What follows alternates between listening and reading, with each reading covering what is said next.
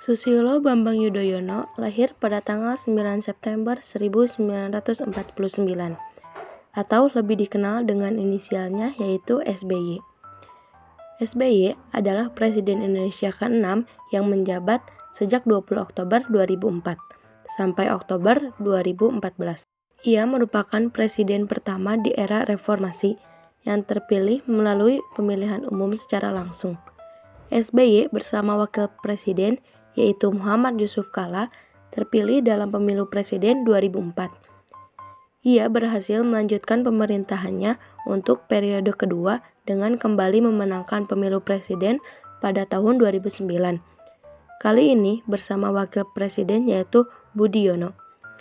Sejak era reformasi dimulai, Susilo Bambang Yudhoyono merupakan presiden Indonesia pertama yang menyelesaikan masa jabatan selama 5 tahun dan berhasil terpilih kembali untuk periode kedua. Di sini ada beberapa kebijakan SBY. Yang pertama yaitu terbentuknya kemitraan strategis dengan negara-negara lain seperti Jepang, Cina, India, dan lain-lain. Yang kedua yaitu mengurangi subsidi dengan menaikkan harga bahan-bahan minyak atau yang disebut dengan BBM. Untuk mengurangi beban masyarakat, pemerintahan mengeluarkan kebijakan bantuan langsung tunai kepada rakyat miskin.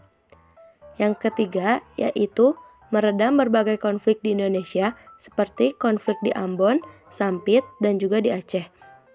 Di pemerintahan SBY juga telah dibuat undang-undang mengenai pornografi dan porno aksi.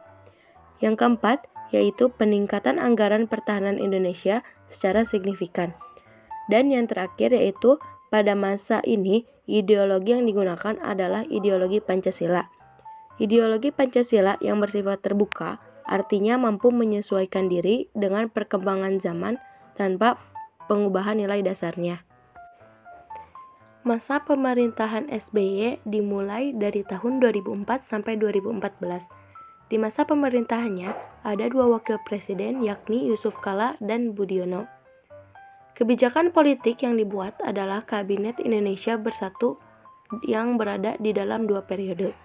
Kabinet Indonesia Bersatu 1 dan Kabinet Indonesia Bersatu 2 saldi Isra dalam 10 tahun bersama SBY.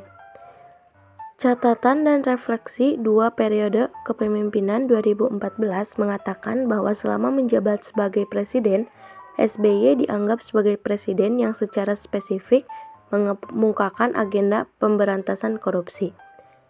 Pada zaman SBY, KPK direvitalisasikan dan memiliki posisi politik yang sangat kuat.